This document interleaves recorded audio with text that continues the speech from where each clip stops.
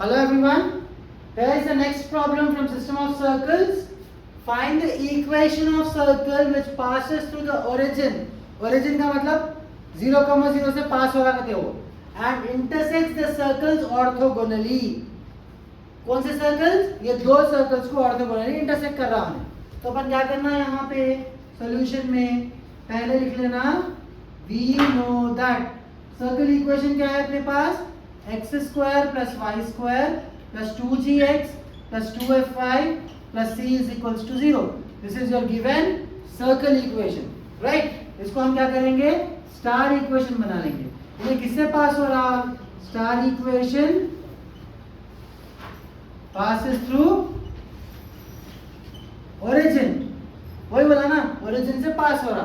तो पास कर दीजिए origin से 0 plus 0 plus 0 plus 0 plus c is equal to 0. तो c की वैल्यू क्या आ गई आपको? 0 आ गई यहाँ पे, ठीक है ना. तो सारों में क्या है x और y है. x की जगह 0, y की जगह 0, x की जगह 0, y की जगह 0 लगाने पे क्या हो गया अपने को? c की वैल्यू कितनी आ गई? 0 आ गई. इसके बाद क्या करना है, ये दो इक्वेशंस लिख लेना. गिवन इक्वेशंस क्या है वो? x square plus y square minus 4x plus 6y plus 10 is equal to 0. इसको इक्वेशन 1 बना लीजिए. तो ये इक्वेशन 1 में g डैश क्या आता अपने को? g डैश देखिए 4 है, 4 का आधा -2. वैसे f डैश क्या होता? 6 का आधा 3. कांस्टेंट डायरेक्टली 10 लेना है. ओके वैसे ही नेक्स्ट सेकंड इक्वेशन गिवन क्या है अपने पास? ये वाला है x square plus y square plus 12y plus 6 is equals to 0. This is equation 2. तो इस हिसाब से अपने पास g डबल डैश क्या लेना है?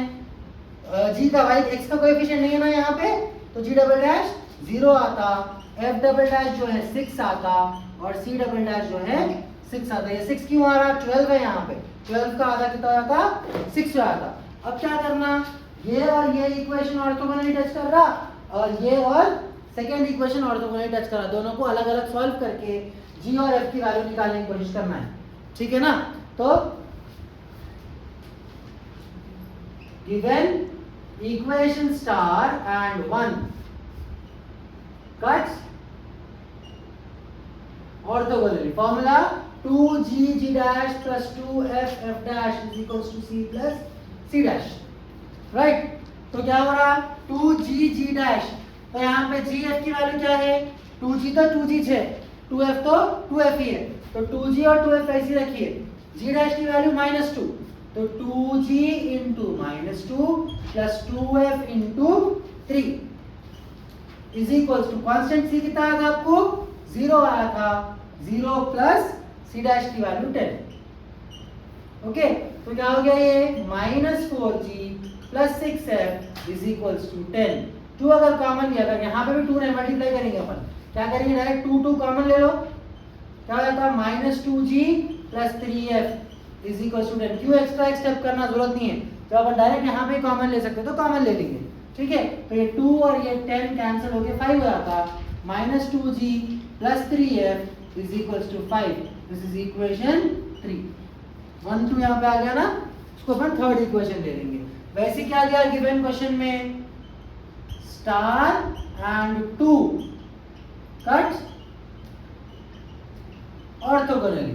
Star and second equation cut orthogonally. तो इसका formula 2g g double dash plus 2f f double dash is equal to c plus c double dash. क्योंकि डबल डैश कंसीडर करें ना अपन ये वैल्यूज को, उस हिसाब से आप डबल डैश ले लेना.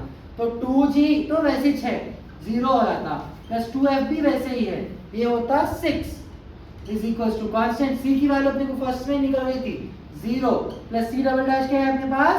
6 है, ठीक है. अब देखिए ये 0 हो गया. 2f 2 6 12. तो अपन कॉमन क्या करेंगे?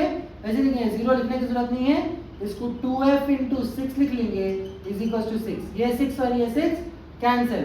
2f is equals to 1, f is equals to 1/2. g की वैल्यू f की वैल्यू आ गई डायरेक्ट अपने को यहाँ पे. तो अभी f की वैल्यू अपन थर्ड इक्वेशन में सब्स्टिट्यूट कर देंगे, आपको g की वैल्यू आ जाती. Put f is equals to 1/2 in 3. तो -2g plus 3 into 1/2 is equals to 5 minus 2g is equals to 5 minus 3/2 3 1 जा 3/2 ये प्लस 3/2 उधर गया तो माइनस 3/2 हो जाता minus 2g is equals to 10 minus 3/2 क्या करें अपन यहाँ पे 2 5 जा 10 माइनस 3 का minus 3 whole divide by 2 LCM लिए इधर ठीक है ना। अब ये कितना हो रहा g is equals to 7/2 into minus 2 ये 2 को अपन उधर भी जाए तो मल्टीप्लिकेशन में उधर जाके डिवाइड हो जाता। फाइनली g की वैल्यू क्या आ रही है अपने को यहाँ पे g इज इक्वल्स टू -7/4 ये माइनस ऊपर लिख लीजिए 2 2 जा 4 -7/4 आ गया c आ गया g आ गया और अब सॉरी f आ गया और g भी आ गया तीनों की वैल्यूज आ गए। ये तीनों वैल्यूज लेके जाके आपको स्टार इक्वेशन में सब्स्टिट्यूट करना है। Put g, f, c in star equation that is x square plus y square plus 2 into minus 7/4 x plus 2 into 1/2 y plus 0 is equals to 0 0 के लिए c की वैल्यू 0 है। अभी 2 1 जा 2 2 जा 2 1 जा 2 1 जा तो क्या बच गया x square plus y square minus 7x plus y is equals to 0 -7/2x plus y is equals to 0। अगर आपको एलसीएम लेना है तो एलसीएम ले सकते हैं नहीं तो इतना भी करके छोड़ सकते हैं आप ठीक है। जरूरी नहीं है एलसीएम लेना बोल के क्योंकि सर्कल इक्वेशन बोला ना coefficients of x square y square कभी भी 1 रहना 2 से मल्टीप्लाई करने की जरूरत नहीं है। बेटर है इसी को आप सर्कल इक्वेशन मानते हुए चलिए ठीक है। Thank you.